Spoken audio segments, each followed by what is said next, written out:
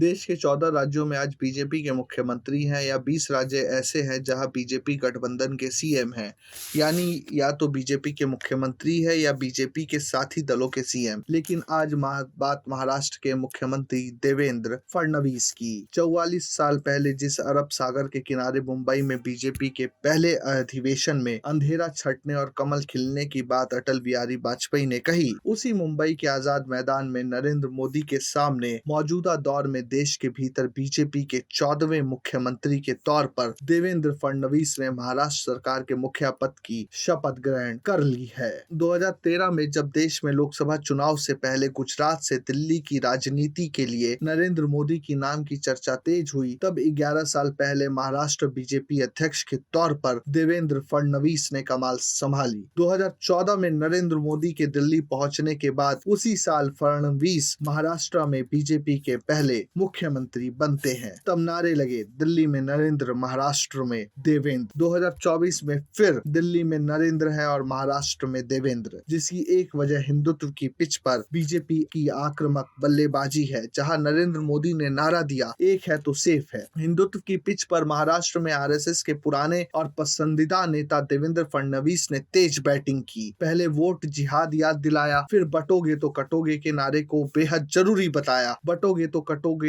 का अजीत पवार ने विरोध किया तो वहीं फडणवीस ने कहा कि इस नारे का मतलब बाद में समझ आएगा। मुस्लिम बहुल इलाके में ओवैसी के खिलाफ धारदार भाषण देकर बहुसंख्यक वोट एकजुट किए। चुनाव के दौरान सबसे ज्यादा देवेंद्र फडणवीस का जागो हिंदू जागो गीत चर्चा में रहा, जो जनवरी में अयोध्या में राम मंदिर प्राण प्रतिष्ठा के वक्त महाराष्ट्र में फडणवीस ने एक कार्यक्रम में गाया था। देश में 80 लोकसभा सीटों वाले सबसे बड़े राज्य के 2 बार लगातार मुख्यमंत्री बने योगी आदित्यनाथ पार्टी के भीतर पहले से हिंदुत्व के प्रखर मुखर ध्वजावाहक बनते आ रहे हैं। वहीं असम के मुख्यमंत्री हिमंता बिस्वा शर्मा भी हैं, जो इन दिनों अपने राज्य में किसी भी होटल, रेस्टोरेंट या पब्लिक प्लेस पर गौमांस खाने को गैर कानूनी घोषित करके चर्चा में है। हिंदुत्व की लाइन पर ही उत्तराखंड के सीएम पुष्कर सिंह धामी चलते हैं, जो अपने राज्य में यूसीसी कानून का ड्राफ्ट सबसे पहले तैयार करा चुके हैं। मध्य प्रदेश के सीएम मोहन यादव भी हिंदुत्व की लकीर पर है, जो हिंदू किसी को छेड़ता नहीं, छेड़ दे तो छोड़ता नहीं की बात करते हैं। सवाल ये है कि इन सब के बीच क्या देवेंद्र फडणवीस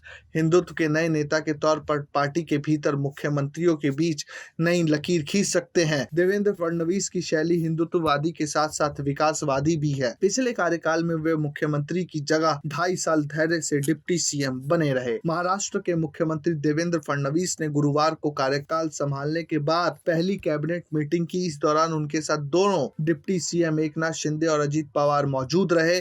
फडणवीस ने अपनी पहली फाइल पर साइन करते हुए बोन मैरो ट्रांसप्लांट की प्रतीक्षा कर रहे एक मरीज को 5 लाख रुपए की वित्तीय सहायता प्रदान करने के प्रस्ताव को मंजूरी दी। दरअसल पुणे के रहने वाले चंद्रकांत कुहाड़े की पत्नी अपने पति के इलाज के लिए मुख्यमंत्री राहत कोष से मदद मांग रही थी। मुख्यमंत्री ने पहली कैबिनेट बैठक की अध्यक्षता करने से पहले फाइल पर अपने हस्ताक्षर किए। उन्होंने कहा कि हमारा लक्ष्य अपने घोषणा पत्र में दिए गए आश्वासनों को पूरा करना है। ये सरकार पारदर्शी तरीके से काम करेगी। ये 5 साल बदले के नहीं बल्कि काम के होंगे। लाड़की बहन योजना को हम जारी रखेंगे। योजना में अभी 1500 रुपए दे रहे हैं, लेकिन इसे बढ़ाकर 2100 करेंगे। लेकिन पहले हम आर्थिक सोर्स मजबूत करेंगे, फिर इसे बढ़ाएंगे। हम बजट में राशि बढ़ाएंगे। हम कुछ आवेदनों की पात्रता की जांच करेंगे, सभी की नहीं। कुछ आवेदनों में विसंगति हो सकती है। सीएम फडणवीस ने कहा कि मुंबई विधानसभा 9 दिसंबर को प्रस्तावित है। पहले स्पीकर का चुनाव, नागपुर विधानसभा सत्र से पहले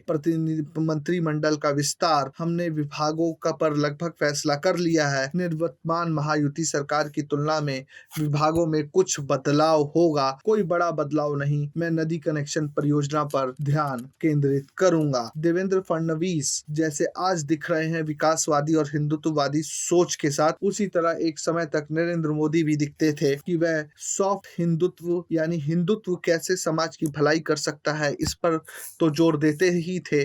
बिना किसी के संवैधानिक मूल्यों का शोषण किए वह विकासवाद को भी मजबूती से अपने एक हाथ में थामे रहे थे। इस वजह से नरेंद्र मोदी ने जिस तरीके से पीएम पद के लिए अपनी छाप छोड़ी, पीएम पद के लिए अपनी दावेदारी की, उसी तर्ज पर अब देवेंद्र फडणवीस भी आगे बढ़ रहे हैं। Bureau report, प्रजाहित।